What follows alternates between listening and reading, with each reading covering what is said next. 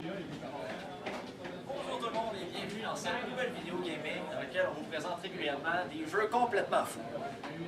Ça, j'étais trop loin. C'est pas grave, là, ils zoomeront. Ah, ils peuvent pas faire ça. On recommence.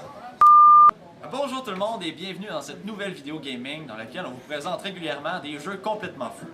Alors aujourd'hui, je vous présente l'un de mes jeux préférés, j'ai nommé Tragedy Looper, aussi appelé Air Looper quand on lit trop rapidement. C'est un jeu de Back Fire dont la liste des jeux défile présentement à l'écran. Comment ça, on peut pas faire ça? Alors, on recommence. Alors il s'agit du même créateur du jeu Code of Nine, un autre dans lequel les illustrations sont d'animé japonaise. Et pour ceux que ça pourrait déranger, inquiétez-vous pas, c'est vraiment en second plan. En fait, c'est plutôt un jeu que je vais conseiller aux amateurs d'enquête, comme les soirées meurtres et mystères, Sherlock Holmes ou bien Clue. Présentement, vous pouvez cliquer sur les jeux pour aller voir des détails un peu sur eux. Alors voilà à quoi pourrait ressembler le plateau de jeu selon l'un des scénarios. Il y en a 10 dans la boîte, vous pouvez en créer, je l'ai fait, il y en a disponibles sur Internet, ça se fait vraiment facilement. Chacun des personnages a un rôle caché.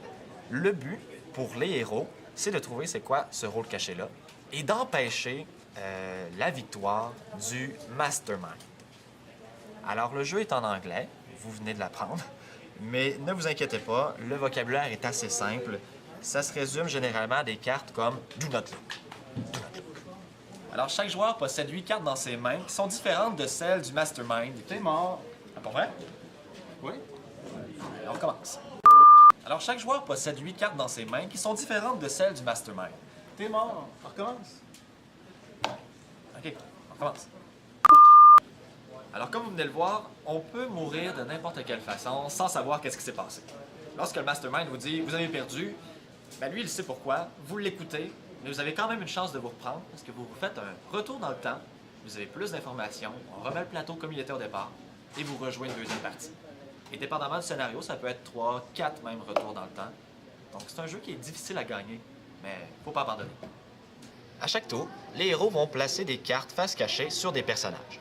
Ça peut être des cartes de goodwill pour aller chercher les capacités spéciales du personnage, des cartes de paranoïa pour atteindre la folie du personnage, des cartes d'intrigue pour créer des événements et des déplacements pour créer des déplacements. Le Mastermind fera la même chose par la suite. Les cartes sont cachées, il vient en placer sur des personnages différents ou similaires, ça n'a pas d'importance, mais c'est une carte par joueur sur un personnage. Dépendamment du scénario, votre personnage va avoir des rôles différents, évidemment. Donc si, par exemple, j'avais un médecin qui était meurtrier et qui devait se retrouver seul à seul avec un autre personnage, et que j'ai découvert ça, bien, je vais m'arranger sur les cartes que je vais positionner dessus pour qu'il ne se ramasse pas avec un autre personnage dans une salle isolée. Alors je vais peut-être créer des déplacements vers les autres joueurs, vers les autres personnages pour l'emmener avec lui. Je vais peut-être essayer de baisser sa paranoïa pour qu'il ne fasse pas son action. Donc vous voyez un peu que placer les cartes a une très grosse influence sur le jeu. À l'intérieur du jeu, ils vont vous présenter une autre variante dans laquelle les joueurs n'ont pas le droit de communiquer entre eux.